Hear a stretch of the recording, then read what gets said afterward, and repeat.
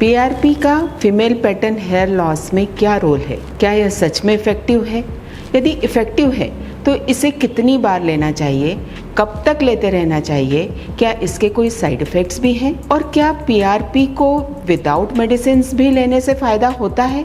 बालों से रिलेटेड यदि आप इसी तरीके से साइंटिफिक इन्फॉर्मेशन चाहते हैं तो आप हमारी चैनल को ज़रूर सब्सक्राइब करें। इसी तरीके से आपके पास एजुकेशनल वीडियो जो आपकी जानकारी बढ़ाएंगे ये पहुंचते रहेंगे। नमस्कार, मैं doctor Seema Garg, diplomate of American board of hair restoration surgery and fellow international society of hair restoration surgery. इसके लिए हमें सबसे पहले देखना होगा कि पीआरपी का मतलब क्या होता है। हम सब जानते हैं पीआरपी प्लेटलेट रिच प्लाज्मा, यह अपने ही ब्लड से तैयार किया जाता है, मतलब एक ऑटोलॉगस प्रोडक्ट है। तो जिस मरीज को पीआरपी इंजेक्ट करी जाती है उसी के ब्लड से हम प्रिपेयर करते हैं प्लेटलेट रिच प्लाज्मा। अब ये जो प्लेटलेट रिच प्लाज्मा है, जैसा कि नाम बताता है, इसमें प्लेटलेट्स अधिक मात्रा में होते हैं। तो आखिर ये प्लेटलेट्स हैं क्या? हम सब जानते हैं कि हमारे ब्लड में सेल्स होते हैं, red blood cells, WBC, white blood cells और प्लेटलेट्स। तो जिस तरीके से RBC, WBC इनका अपना फंक्शन है, इसी तरीके से प्लेटलेट्स का भी एक अलग रोल होता है। रेड ब्लड सेल्स सहायता करते हैं पूरे शरीर में ऑक्सीजन पहुंचाने के लिए। व्हाइट ब्लड सेल्स एक डिफेंस मैकेनिज्म का काम करते हैं। जब भी बॉडी में कोई इन्फेक्शन होता है तो वो उससे जाके फाइट करते हैं। और इसी तरीके से प्लेटलेट्स का रोल होता है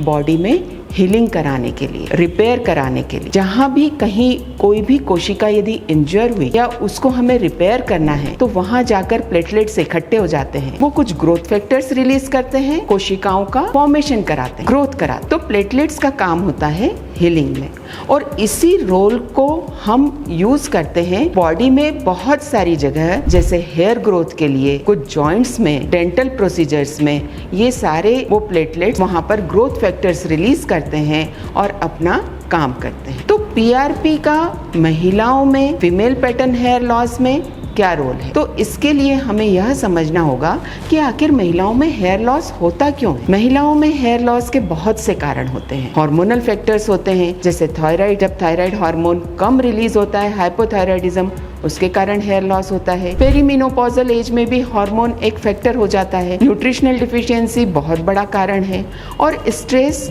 तो एक कारण सभी में है। तो क्या पीआरपी देने मात्र से महिलाओं में बालों की ग्रोथ हो जाएगी, चाहे कोई भी कारण हो? नहीं, ऐसा नहीं हो। पीआरपी डेफिनेटली एडवांटेज करती है, लेकिन सबसे पहले हमें करना होगा कारण का निदान। तो फीमेल पैटर्न हेयर लॉस में हेयर फॉल का, हेयर लॉस का क्या कारण है, इसके लिए हमें प्रॉपरली इन्वेस्टिगेट करना चाहिए और उसका ट्रीटमेंट करना चाहिए।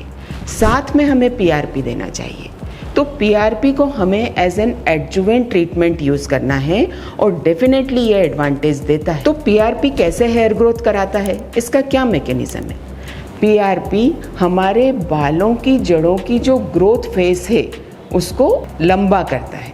हम सब जानते हैं कि बालों की अपनी एक ग्रोथ साइकिल होती है।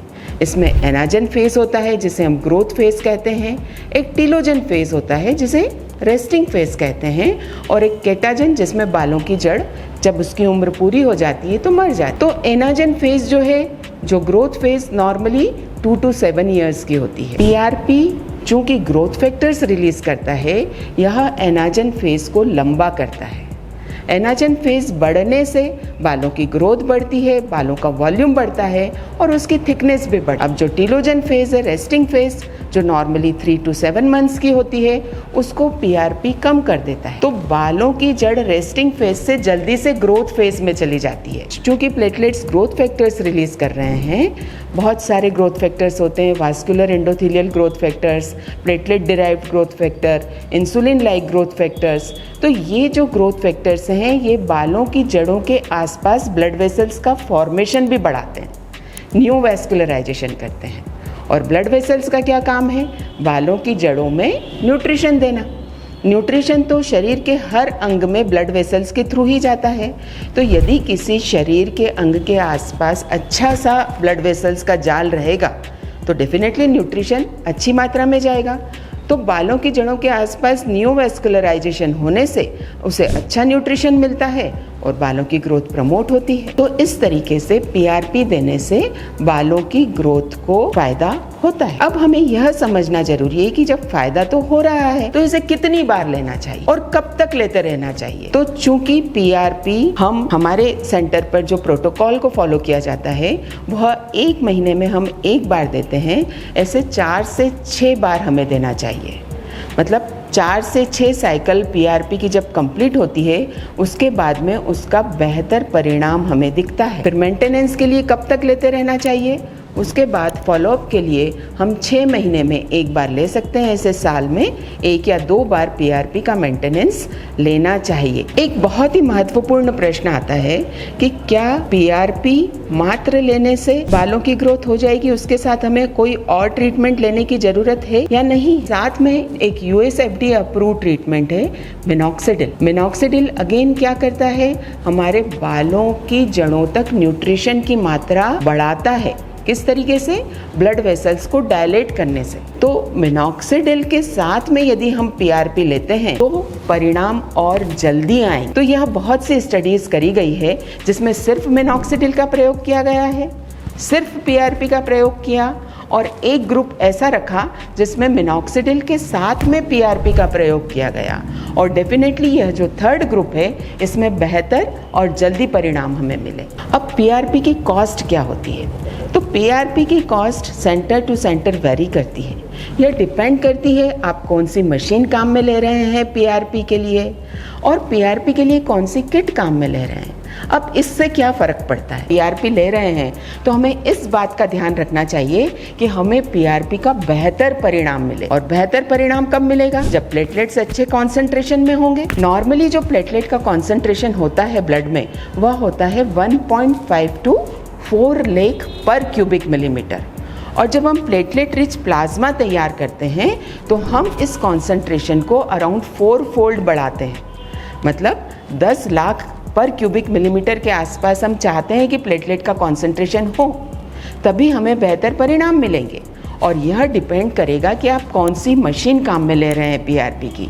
तो कुछ पीआरपी के लिए प्रॉपर सेंट्रीफ्यूज मशीन बनी हुई होती है, उन्हीं को हमें काम में लेना चाहिए, उसकी अपनी कॉस्ट होती है। फिर स्पिनिंग मेथड, कुछ सिंगल स्पिन, डबल स्पिन अलग अलग होती है। तो नॉर्मली हम डबल स्पिन यूज़ करते हैं जिससे हमें प्लेटलेट का बेहतर कॉन्सेंट्रेशन मिले। और प्लेटलेट का कॉन्सेंट्रेशन बेहतर होगा, ज़्यादा ग्रोथ फैक्टर्स रिलीज़ होंगे और बेहतर परिणाम मिलेगा। तो इन्हीं सब बातों को ध्यान में रखते हुए हमें फीमेल पैटर्न हेयर लॉस में पीआरपी को एज एन एडजुवेंट ट्रीटमेंट ज़रूर यूज़ करना चाहिए। Thank you.